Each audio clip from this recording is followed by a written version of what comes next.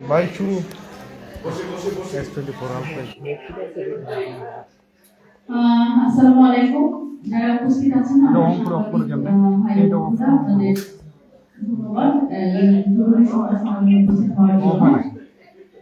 আমাদের ভাই কলটা কাটিয়েন না। নির্বাচন পরিস্থিতি নির্বাচন পরিচালনা কমিটির পক্ষ থেকে আজকে এই জরুরি সংবাদ সম্মেলন আসলে আমরা খুবই দুঃখের সাথে জানাচ্ছি যে আসলে বাংলাদেশে আগামীকালে নির্বাচনের এখন অবশ্য আজকেই হয়ে গেছে, তো 12 ফেব্রুয়ারি নির্বাচনের প্রাক্কালে আমরা আসলে যে বিষয়গুলো নিয়ে কথা বলতে যাচ্ছি সেই বিষয়গুলো আসলে আমাদের একটা সুষ্ঠু নিরপেক্ষ নির্বাচন এবং সহিংসতা মুক্ত নির্বাচনের জন্য অন্তরায়।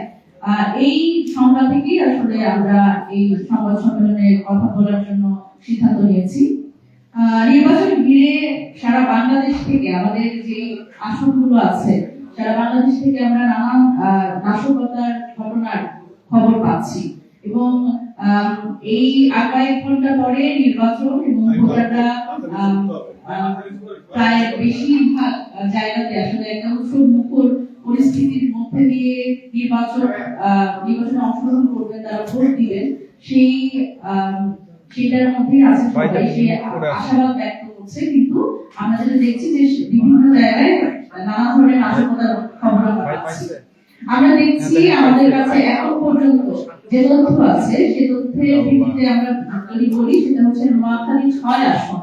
আমরা দেখছি যে হাতিয়াতে আমাদের হান্নান মাসুদ আমাদের প্রার্থী তার আসনের 50টিরও বেশি এজেন্টের বাড়িতে হামলা করেছে বিএনপি নেতাকর্মীরা এবং তারা কেন্দ্র দখলের চেষ্টা করছে, অস্ত্রের মজুত করে অবস্থান নিয়েছে ভোট কেন্দ্রের পাশে। আমরা আরো লক্ষ্য করছি যে এই যে কেন্দ্র দখলের যে একটা সমস্যা এটি কিন্তু অব্যাহত আছে এবং এটি কিন্তু বেশিরভাগ আমাদের যারা প্রার্থীরা আছে এবং তাদের এজেন্ট বলেন এবং তাদের আমাদের যারা নেতা কর্মী আছে এনসিপি তাদের উপরে হামলা এবং 11 দলীয় জোটের যারা নেতা কর্মী আছে তাদের উপরে কিন্তু হামলা এবং সবচেয়ে গুরুত্বপূর্ণ ভাবে যেটা লক্ষণীয় সেটা হচ্ছে যে ভোট কেন্দ্রগুলো আছে তার আশেপাশে যারা আসলে ভোটারদের বাড়ি ঘর আছে তাদের উপরে কিন্তু বাড়ি ঘরের হামলা, লুটপাট এবং তাদের ভয়ভীতি প্রদর্শন করে আগামীকালকে নির্বাচনে ভোটাররা যাতে উপস্থিত না হতে পারে তাদের কিন্তু নানা ধরনের হুমকি দেওয়া হচ্ছে। আমি যদি বলি ঢাকা 11 আসনের আমাদের জাতীয় নাগরিক পার্টির আহ্বায়ক নাহিদ ইসলামের আসনে বিএনপির নেতা কর্মীদের কিন্তু অবস্থান আছে। সেখানে আমি যদি স্পেসিফিকলি বলি সেটা হচ্ছে Lyceum grammar school, Holy Crescent school এবং বাড্ডা হাই স্কুলের যে কেন্দ্র আছে সেটা কিন্তু সুরক্ষিত নয়, সেই কেন্দ্রে বিএনপি নেতা কর্মীরা কিন্তু প্রবেশ করছে। ওখানকার ভোটাররা রাতের আধারে ভোট কারচুপি হওয়ার আশঙ্কা করছেন। কুড়িগ্রাম 2 আসন আমাদের 11 দলীয় জোটের প্রার্থী ও এনসিপি মনোনীত প্রার্থী আতিক মুজাহিদের ছোট ভাই সহ 3 নেতা কর্মীর উপর বিএনপির স্থানীয় নেতারা হকিস্টিক হামলা করে এখন তারা হাসপাতালে ভর্তি আছেন। আপনারা আরো জেনে থাকবেন সেটা হচ্ছে যে আমাদের একজন আমাদের নেত্রী ডাক্তার মাহমুদা মিতু সহ 11 দলীয় জোটের নেতাকর্মীর উপরে ঝালকাঠিতে কিন্তু বিএনপি হামলা করেছে এবং আমার মনে হয় ইতিমধ্যে সোশ্যাল মিডিয়ার বরাতে আপনারা সেই তথ্য পেয়েছেন। একটি রুমের ভিতর জামাত নেতাকে আটক করে তাকে প্রহার করে এবং তার থেকে টাকা পয়সা ছিনতাই করে ছাত্র দলের নেতা। আওয়ামী লীগ ও বিএনপি নেতারা হাসনাত আব্দুল্লাহর সমর্থকদের ফোন করে হুমকি। দেখেন এখানে আমরা আসলে খুব বিভিন্ন জায়গায় আমরা এক ধরনের ঐক্যের আভাস পাচ্ছি।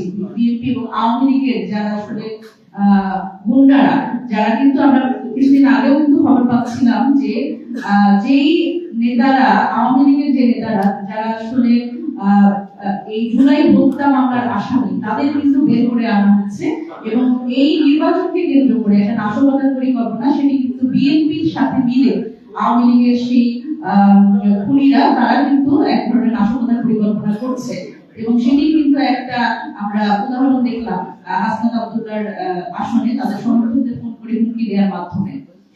আমরা আরো দেখছি ঢাকা 8 আসনে বাড়িতে গিয়ে ভোটারদের হুমকি দেওয়া হচ্ছে যেন ভোট দিতে না যায় এবং এটি কিন্তু আমরা কিছুক্ষণ আগে দেখলাম এক বাড়িওয়ালা তিনি কিন্তু আমাদের ফোন দিয়ে জানিয়েছে যে ছাত্র দলের যারা আসলে নেতারা তারা তাদের ফোন দিয়ে নিষেধ করেছে যে যাতে এই সেই বাড়িওয়ালা এবং ওই বাড়িতে আসলে যারা যারা আছে ঢাকা 8-এর ভোটার তাদের কিন্তু হুমকি দিচ্ছে যাতে সেই বাসা থেকে কেউ না বের হয়। সুতরাং ঢাকা 8-এ কিন্তু আমরা এই ধরনের একটা শঙ্কার মধ্যে আছি যে যারা ভোটাররা তারা নিরাপদে আসলে ভোট দিতে যেতে পারবে কিনা এবং তারা নিরাপদ ভাবে ভোট দিয়ে আবার ফিরে আসতে পারবে কিনা। সুতরাং এই ধরনের হুমকি কিন্তু আমাদের আমরা মনে করছি যে আগামীকালের নির্বাচন সুষ্ঠু হওয়ার ক্ষেত্রে একটা বড় বাধা সৃষ্টি করবে। আমরা দেখি সিরাজগঞ্জ 6 আসনে ভোটারদের ভয়ভীতি প্রদর্শন করা হচ্ছে। শাহজাদপুরে এম.এ. মোহিত প্রতিটা ইউনিয়নে এবং গ্রামে সে কালো টাকা ছড়াচ্ছে এবং এই ভিডিও আপনারা অনেকেই দেখেছেন সামাজিক যোগাযোগ মাধ্যমে। জোরপূর্বক ভয়ভীতি দেখিয়ে প্রতিটা জায়গায় শাপলা গলিতে যাতে ভোট না দেন ভোটাররা এই ব্যাপারে বিরত থাকার জন্য সে হুমকি দিচ্ছে এবং যাতে কেন্দ্রেও না যায় এই হুমকি দেওয়া হচ্ছে। এই টাকা দেওয়ার ঘটনাটা পোতাজিয়া ইউনিয়ন সাততলা গ্রামে ঘটেছে এবং এটি ভিডিও আমাদের কাছে আছে। বান্দরবান আসনে ভোট কেন্দ্র দখলের চেষ্টা করা হচ্ছে। বান্দরবান সদর পৌরসভার 9 নম্বর বাস স্ট্যান্ড কাশেমপাড়ায় যুবদলের আরিফের নেতৃত্বে কেন্দ্র দখলের চেষ্টা করা হয়। এ সময় সহযোদ্ধা ও সাংবাদিক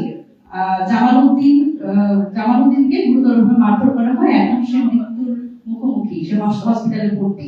দেখেন শুধুমাত্র কিন্তু এই হামলাগুলো প্রতিপক্ষ যে অন্যান্য যে রাজনৈতিক দল আছে সেই প্রতিদ্বন্দ্বী রাজনৈতিক দলের নেতাকর্মীদের উপরেই কিন্তু সীমাবদ্ধ নেই। এটি কিন্তু যারা আসলে সংবাদ সংগ্রহের জন্য যাচ্ছে এই সাংবাদিক ভাইয়েরা তাদের উপরেও কিন্তু তারা আসলে হামলা করছে। সুতরাং এই জায়গাতে আমরা যেটা মনে করছি যে সাংবাদিকরা আগামীকালকে তারা মুক্তভাবে তাদের আসলে ইন্ডিপেন্ডেন্টলি তারা যে সংবাদ সংগ্রহ করবে সেই জায়গাটা কিন্তু একটা বড় হুমকি হয়ে দাঁড়িয়েছে এবং আমাদের সাংবাদিকদের নিরাপত্তা সেটি আসলে কারা দিবে। সুতরাং এই জায়গাতে আমরা আমাদের জায়গা থেকে বলতে চাই যে এই ধরনের যে নাশকতার সম্ভাবনা আমরা দেখছি এখনো যেখানে বিভিন্ন জায়গায় যে ঘটনাগুলো ঘটছে সেটি কিন্তু আগামীকালকে নির্বাচনী পরিবেশকে ব্যাহত করার জন্য যথেষ্ট উদাহরণ। আমরা দেখছি যে ভোট ডাকাতিতে জড়িতরা এবার আবারও নির্বাচনী দায়িত্ব পেয়েছে। 2018 ও 24 সালে বিভিন্ন নির্বাচনে যারা ভোট ডাকাতিতে জড়িত যে প্রিজাইডিং অফিসার ও সহকারী প্রিজাইডিং অফিসার দায়িত্ব পালন করেছে যাদের বিরুদ্ধে আসলে ভোট ডাকাতি লিখিত প্রমাণ এবং লিখিত অভিযোগ আছে যেটি কিন্তু নির্বাচন কমিশনকে দেওয়া হয়েছে তারা এবার আবারও কিন্তু এই ভোট নির্বাচনের দায়িত্ব পেয়েছে। সুতরাং এই জায়গাতে আমরা মনে করছি যে আসলে বিভিন্ন দলের প্রার্থী ও নেতা কর্মী যারা তারা কিন্তু আসলে শঙ্কার মধ্যে আছে যে এইবার আবার তারা সেই কাজে আবার যুক্ত হবেন কিনা। ঢাকা 6 আসনে বিএনপির প্রার্থী ইশরাক হোসেন দ্বারা জামাতের নেতা কর্মী 5 আসনে কেন্দ্র দখলের চেষ্টা চলছে।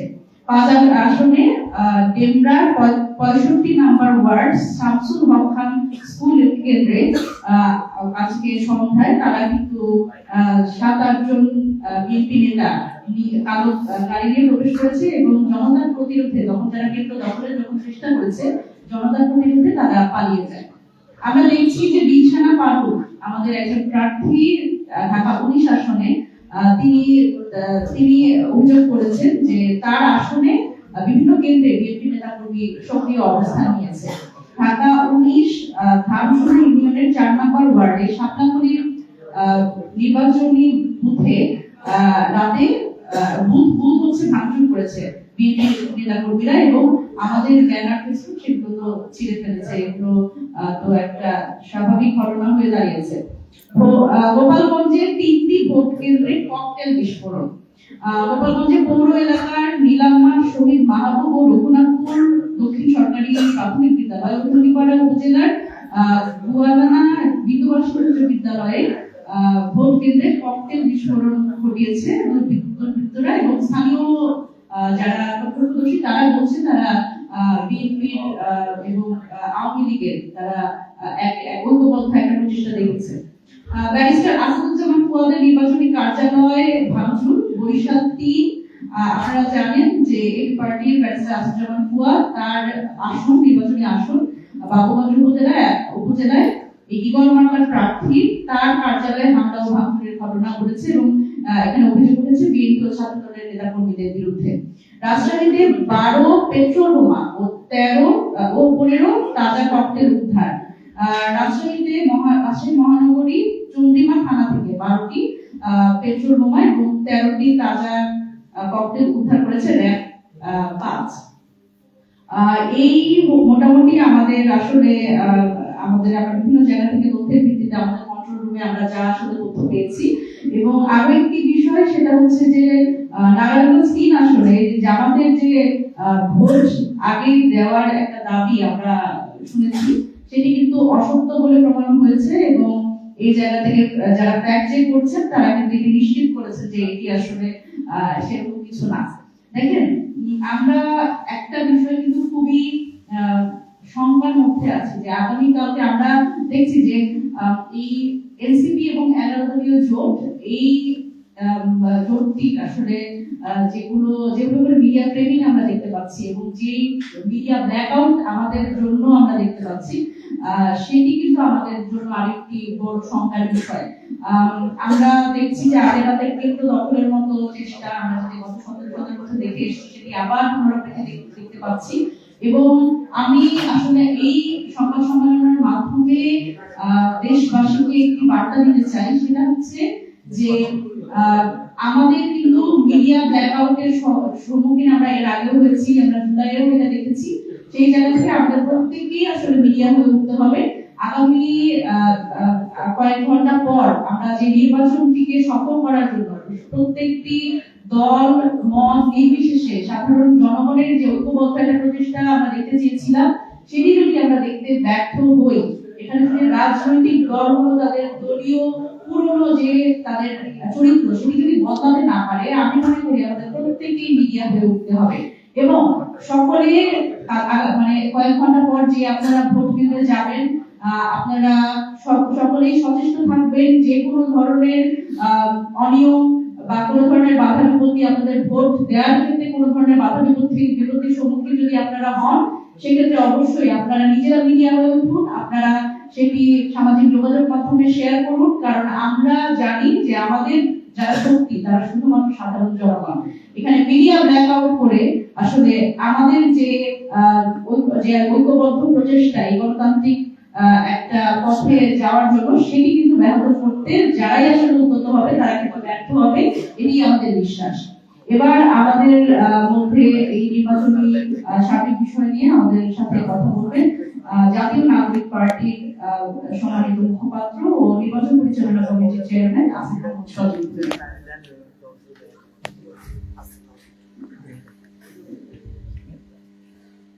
আসসালামু আলাইকুম।